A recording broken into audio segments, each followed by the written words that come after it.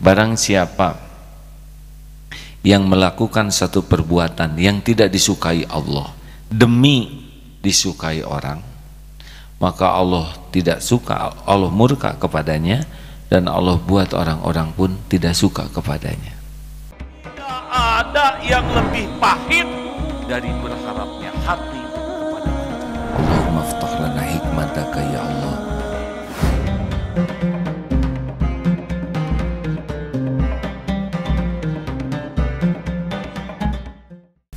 Hadirin, menurut istri Rasulullah SAW, doa yang paling sering dibacakan Rasulullah adalah ya muqallibal qulub tsabbit qalbi ala dinik.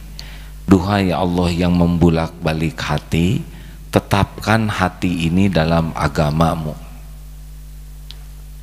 Mengapa begitu penting? Karena hati ini ada di antara dua jemari Allah. Mudah bagi Allah membulak-balik hati. Sekarang diberikan nikmat taat, nanti diambil oleh Allah ketaatan bisa hilang seketika.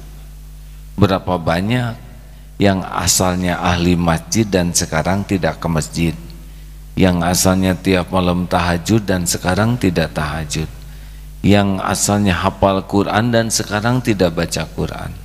Berapa banyak yang asalnya sungguh-sungguh kepada agama sekarang melupakan agama. Dan kita juga dengar berapa banyak orang yang murtad keluar dari agama. Semua terjadi biiznillah. Maka kita tidak aman kecuali minta tolong. Sebab apa yang bisa kita andalkan?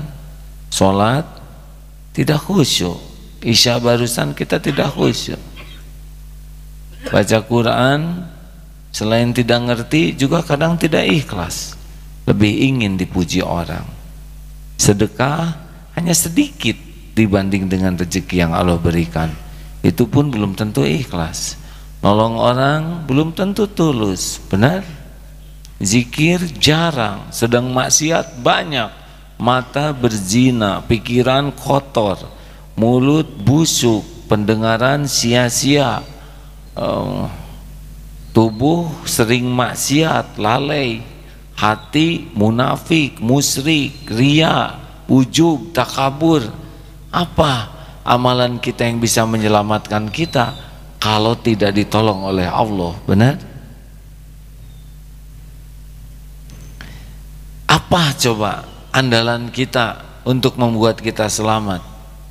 Tidak ada. Nyaris kita lebih banyak mengumpulkan dosa daripada mengumpulkan kebaikan. Kalau Allah tanpa kasih sayangnya sudah selesai kita ini, tinggal dicabut hidayah, naudzubillah, bisa tidak beriman seketika itu. Berapa banyak orang yang dicabut nikmat iman. Maka karena kita mengandalkan amal masih sangat terbatas, andalkanlah doa, menghibah kepada Allah supaya ditetapkan ini. Jangan sampai tercabut nikmat iman ini. Allah yang membulak-balik hati. Di sisi lain, kekuasaan Allah di hati kita tuh meliputi senang dan benci. Makanya kalau kita suka tidak boleh berlebihan, karena bisa jadi benci. Dan kalau kita benci tidak boleh berlebihan, karena bisa jadi suka. Hati-hati ini hadirin. Wah, amit-amit saya benci kepada dia, bisa dijodohkan tuh oleh Allah. Atau cinta setengah mati, tidak ada lagi dalam hidup saya selain dia, tinggal dibalikan saja hatinya oleh Allah jadi tidak suka, selesai itu cinta. Mau janji sehidup semati tidak ngepek, kalau Allah cabut rasa suka, selesai itu sukanya. Maka jangan berlebihan. Suka biasa saja, tidak suka juga harus proporsional. Karena hati ini dibulak-balik oleh Allah. Termasuk calon mertua asalnya tidak setuju. Kalau Allah bikin mau dinikahkan itu anaknya, dibuat setuju, itu sama sekali tidak sulit. Dari tidak setuju menjadi setuju. Dari yang menolak lamaran menjadi ingin menikah, itu mudah sekali bagi Allah. Makanya jangan mengandalkan siapa-siapa, andalkan Allah. Mau nikah, penampilan saya kurang keren, saya tidak punya uang, mungkin tidak ada yang mau sama saya. Dan Allah tahu saudara mikir begitu, diijabah tidak ada yang mau, kan? Salah sendiri suudzon. Habis saya mau orang kecil, sepatu juga nomor 32, dikecilkan tuh kakinya. Yang nakdirkan jodoh tuh Allah, dan Allah tuh tidak tergantung kepada wajah, karena yang bikin wajah kita adalah Allah, iya kan? Tapi saya lulusannya hanya lulusan SMP, tidak terhalang takdir Allah terhadap lulusan. Tapi saya tidak punya uang, kalau Allah mau menjodohkan nanti digerakkan oleh Allah, orang ngasih uang. Tadi maaf ya, saya di pesawat kesini, di atas sudah pesawatnya delay dari jam 1.20 jadi jam 2.15, sudah di atas tidak bisa mendarat coba, karena hujan lebat. Mau kembali ke Jakarta tidak, akhirnya di Purwakarta muter-muter 1 jam lebih di atas. Pas turun dari pesawat ada yang salaman, masukin uang ke saku. Uang ini hadir, kenal baru. Jadi saya punya uang sekarang. Kasihkan ke siapa ya? Nah, kalau saudara ingin, itulah yang menyebabkan saya nggak mau ngasih. Gitu. Betul itu. Masya Allah. Tadinya mau ngirit supaya jangan naik pesawat, ada saja langsung ngepalkan uang. Apa ini Pak? Buat baru kenal Allah yang menggerakkan. Nah, ini cerita ini bukan hanya menimpa ke saya, kalau Allah mau ke siapapun ya. Yang tadinya mau nagih utang tinggal dibalikan oleh Allah. Jadi prihatin melihat, saya tuh asalnya enak lihat saudara, tapi kenapa jadi prihatin? Tadinya saya mau nagih, ya sudah halal, beres. Tidak sulit, sangat tidak sulit, karena setiap hati dibulak-balik oleh Allah. Makanya kita tidak usah berusaha disukai orang, karena di luar kekuasaan kita hati orang tuh. Hati orang itu dikuasai Allah. Kita bagaimana? Cukuplah ingin disukai Allah. Nah sesudah itu terserah Allah, apakah orang akan dibuat suka atau tidak, itu di luar kemampuan kita. Makanya ikhwan, kalau mau nikah dengan seseorang tidak usah lebay. Kan ada tuh yang seorang wanita ditaksir, dia bawa bunga sekuntum, ini panas, akhirnya dia bawa bunga 1 genggam, ini panas, akhirnya bawa pot, hadirin, ini panas, akhirnya dia pakai traktor bawa yang gede, tidak ada gunanya. Akhirnya perempuannya pergi, ini error dua-duanya. Ini saya lihat banyak santri baru. Ini yang kuning ini santri baru ya? Kan? Baru berapa bulan? Kelamaan ya. Masih ingat cerita itu? Perlu ceritakan jangan? Khusus bagi yang belum tahu. Ya itu yang beli bunga itu, masih ingat? Ayo ceritakan. Beli bunga untuk apa? Ini calon saya. Romantis sekali ya masa kini. Baru juga pergi beli lagi bunga sekuntum 1 genggam. Buat siapa lagi nih dek? Adiknya juga manis, jadi jaga-jaga saja. Kalau enggak ke kakak ya tuh ke adik. Mulai tukang dagang tuh mikir, ini pemuda nih serakah banget, tapi ada yang penting bunga laku. Baru juga pergi balik lagi, Satu lagi deh Pak bunganya. Loh, buat siapa?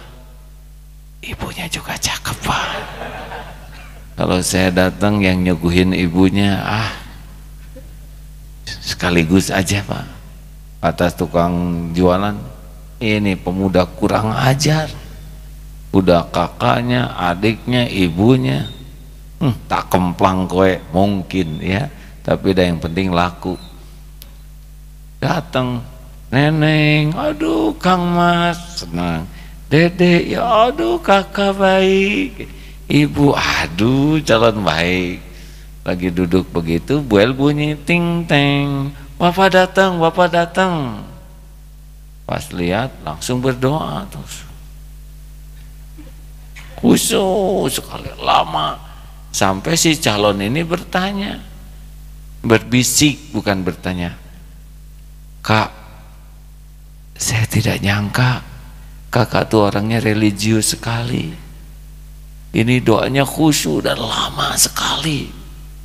Kata si kakak, iya saya juga nggak nyangka deh kalau bapak kamu tukang bunga gitu. Ada ngerti? Kira-kira berapa hari doanya hadirin? Ini memang tingkat tinggi guraunya hadirin ya.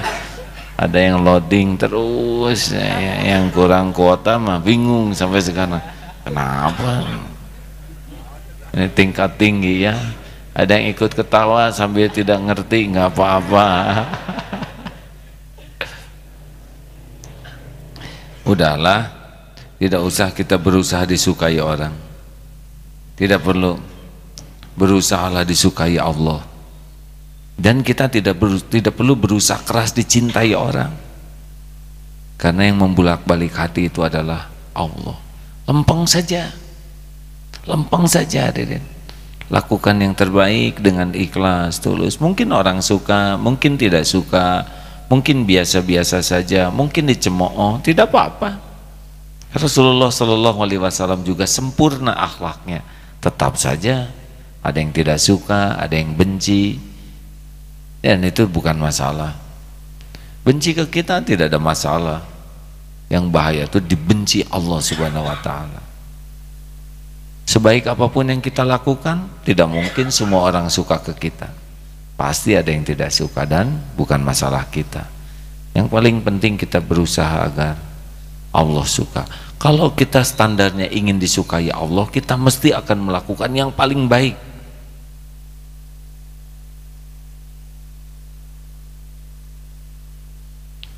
Tidak hanya lahir, tapi juga batin kita.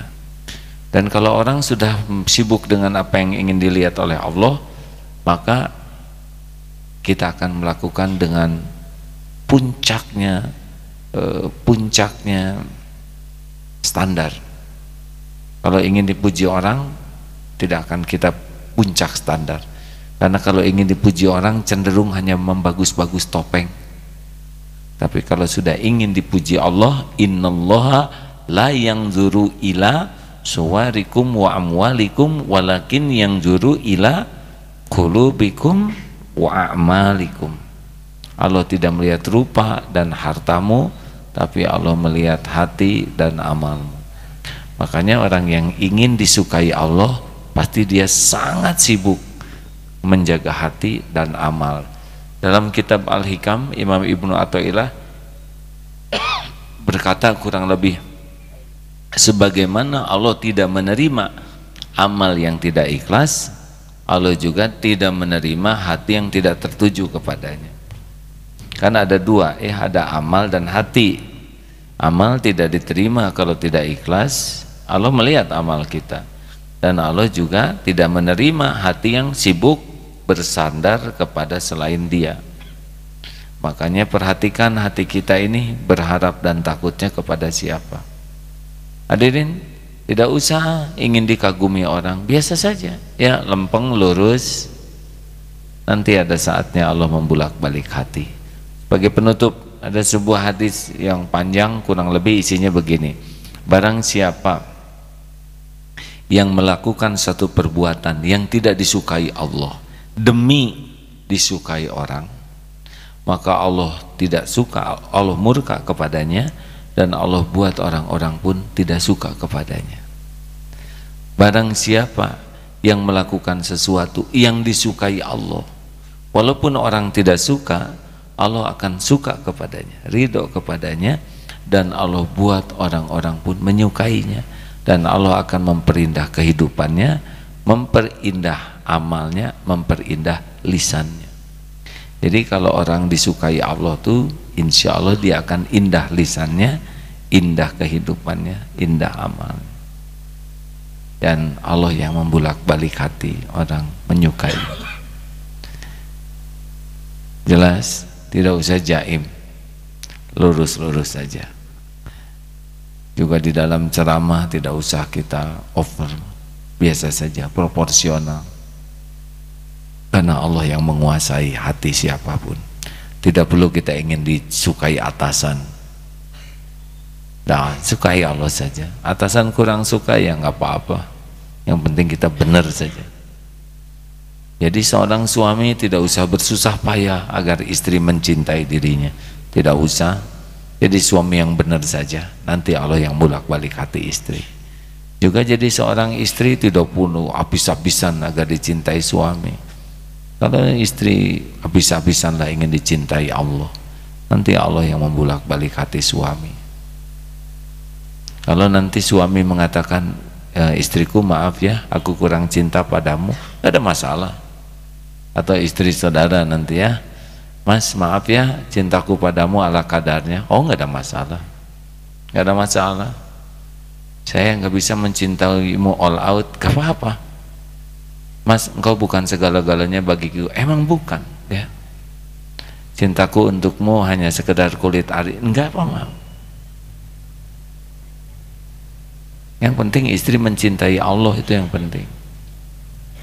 Kita tidak perlu berusaha agar dicintai istri, tapi kita berusaha dicintai Allah, dan kita tidak usah berusaha istri mencintai kita, tapi berusaha istri mencintai Allah. Udah benar tuh kalau udah kayak gitu. Dan Allah tahu, Allah lah yang menurunkan sakinah. Huwallazi anzala sakinah fi qulubil mu'minin. Dialah Allah yang menurunkan sakinah di hati orang yang beriman. Liyazdadu imanan ma'a imanihim. Tambah iman dari iman yang sudah ada. Jadi jangan misalkan ini menjelang menikah akhwat, terus si calonnya ini membatalkan, ya sudah, tidak apa-apa. Dan maksa juga dia udah nggak mau, ya mendingan batal sebelum nikah daripada batal sesudah menikah. Saya tidak nyangka, udah nggak apa-apa, emang nggak harus disangka, ya. Ternyata dia tidak cinta, ya mending gitu, dari tahu kan apa yang harus ditangisin. Saudara tahu calonnya tidak cinta, mencintai yang lainnya, udah, berarti harusnya bersyukur. Tapi hati saya pedih, ya rasa-rasain aja. Itu berarti saudara lebih banyak ingat dia daripada ingat Allah, makanya pedih. Tapi hati saya robek, berarti melekat tuh. Perangko kalau melekat di amplop robek, kalau nggak melekat nggak robek.